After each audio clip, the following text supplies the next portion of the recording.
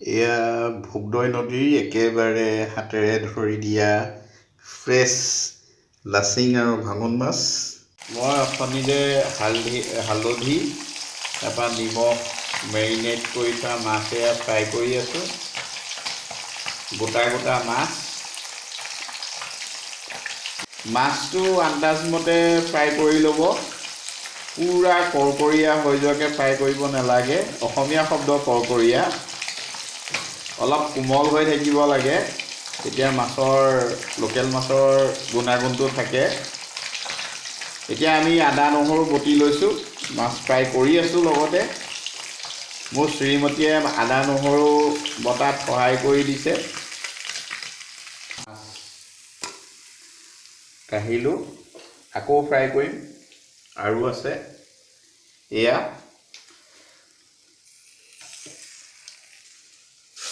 মোৰ শ্ৰীমতীয়ে আকৌ ফ্ৰাই মাছ খাইহে ভাল পায়।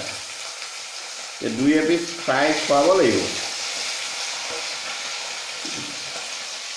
এয়া মাছ ফ্ৰাই হৈ আছে। আমি আদা নহৰু জলকীয়া আন্দাজমতে খুন্দি ল'লোঁ। এয়া কাষৰ বাতিতে নৰসিংহ আৰু ভেদাইলতা খুন্দি লোৱা হৈছে। মিক্সিত দিয়া নহয়, এয়া খুন্দি লোৱা হৈছে। আৰু পিঁয়াজ সৰু পিঁয়াজ এটা কুটি লৈছোঁ।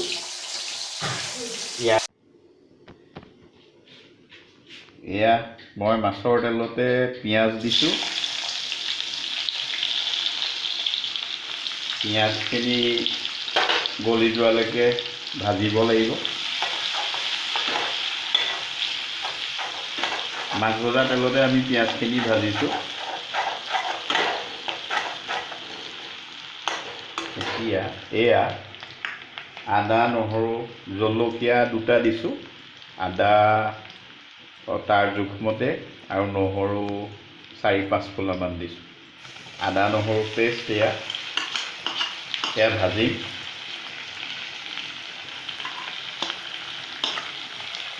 নহৰু আদাৰ গোন্ধ ওলোৱালৈকে আমি ভাজিম।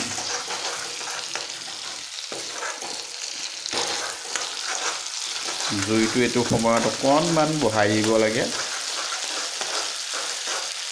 সম্পূৰ্ণ নহয়, গেছটো অলপ মধ্যমত ৰাখিব লাগে। এয়া আদা নহৰু পেষ্ট আমি ভাজি লৈছোঁ।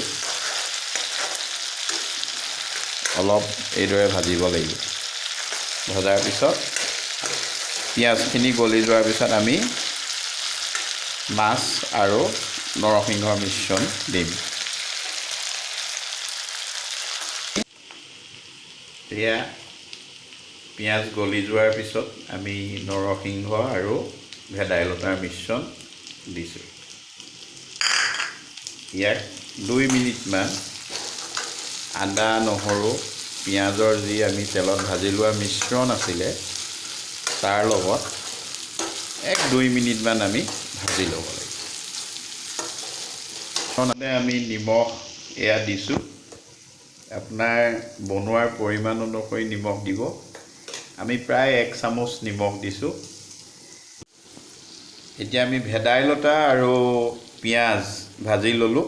ভাজি লৈ তাত আমি এয়া মাছৰ ভজাখিনি ঢালি দিছোঁ। ঢলাৰ পিছত আমি ইয়াক মিক্স কৰি আন্দাজমতে আমি ইয়াত পানী ঢালিম। এয়া আমি এতিয়া মিশ্ৰণটোত পানীৰ আন্দাজমতে ঢালিম। পানীৰ পৰিমাণ আপুনি আন্দাজমতে দিব আৰু ইয়াক যিমানে উতলাব সিমানে ইয়াৰ সোৱাদটো জোলকণলৈ বাগৰি আহে। আৰু এই জুই মধ্যমীয়াত ৰাখিব আৰু ইয়াক ঢাকোন মাৰি দিব। আৰু